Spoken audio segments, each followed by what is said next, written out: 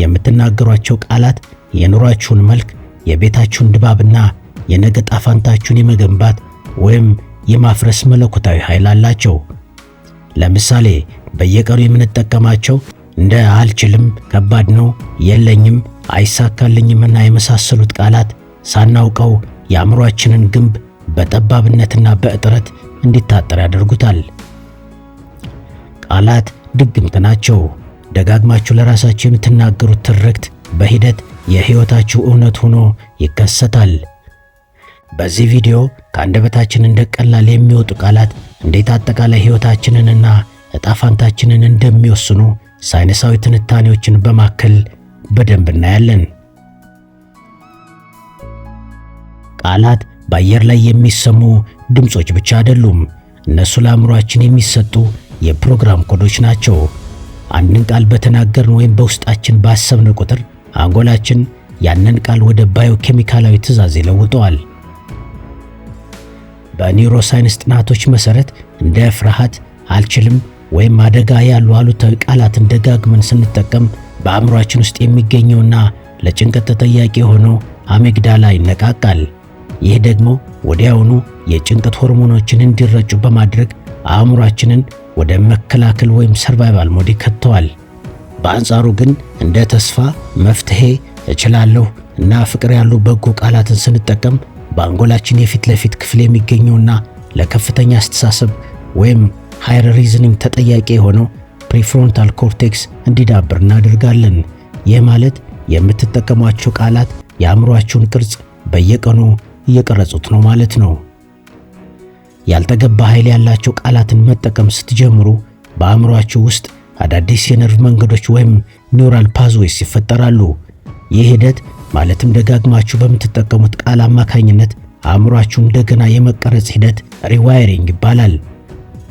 ስለዚህ የምትናገሩት ቃል የሕይወታችሁ ውጤት ብቻ ሳይሆን የሕይወታችሁ ምክንያት መሆኑንም ተረዱ። ቃላቶቻችሁ የአእምሮአችሁን ቤት የሚገነቡ ጡቦች ናቸው። እነዚህ ጡቦች ካልጠነከሩ ወይም መልካም ካልሆኑ ደግሞ ቤቱ ሊቆም አይችልም። አንድ ሰው በቀን ውስጥ በአማካይ እስከ 60,000 የሚደርሱ ሐሳቦችን ያስባል። ከነዚህም ውስጥ አብዛኞቹ በራሳችን ውስጥ የምናካሄዳቸው የራስ ንግግሮች ወይም ሰልፍ ቶክ ናቸው። ይህ የውስጥ ንግግር የሕይወታችንን አቅጣጫ የሚወስን ሶፍትዌር ማለት ነው።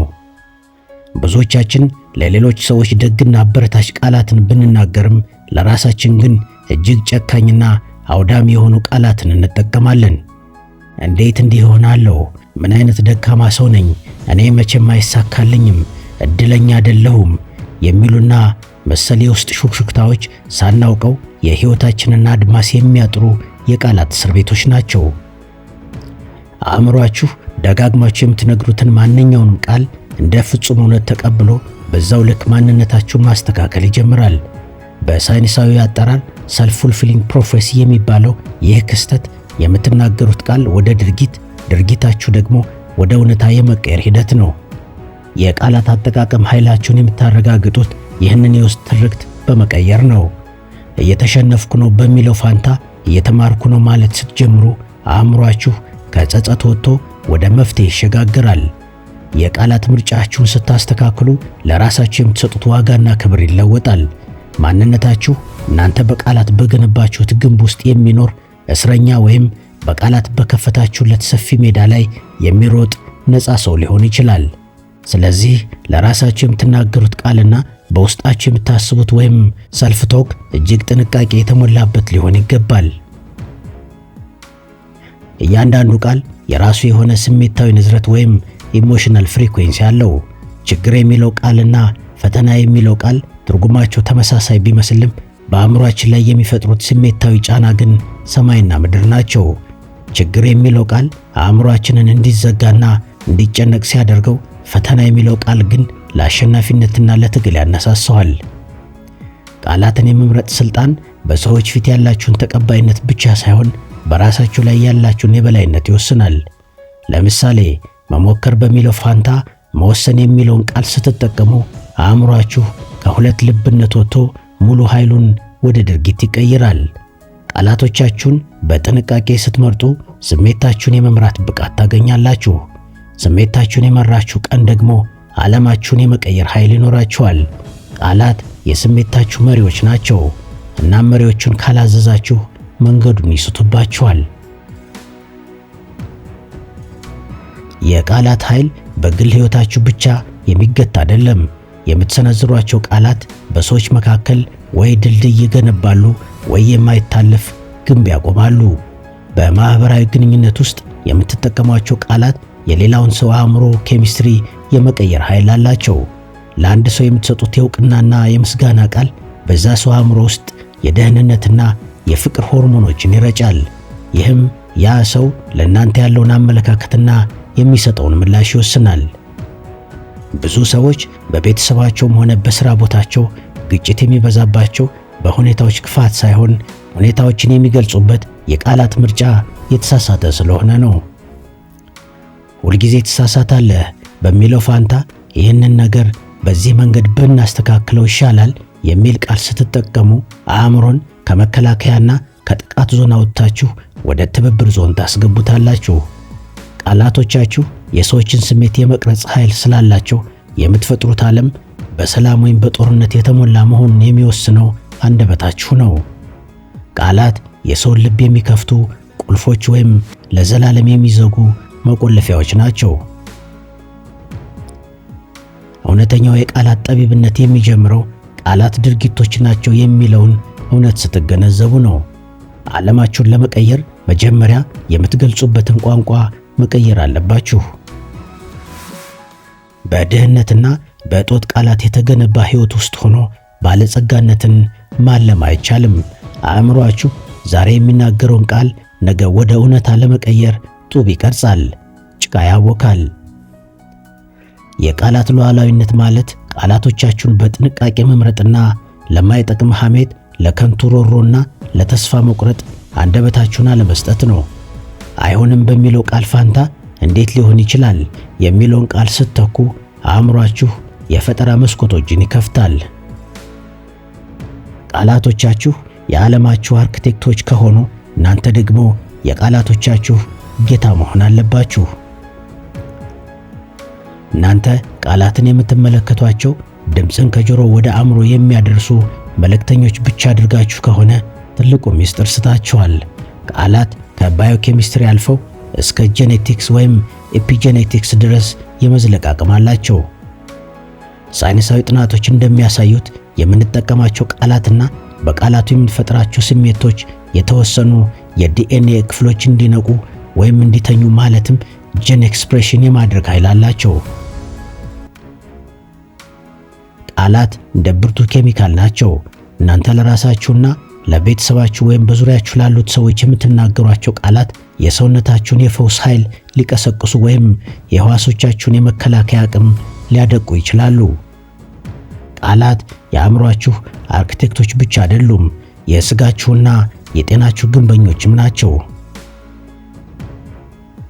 በዕለት ከዕለት ሕይወታችሁ ውስጥ ይህንን ምስጢር ማወቅ ንጉሥ ያደርጋችኋል።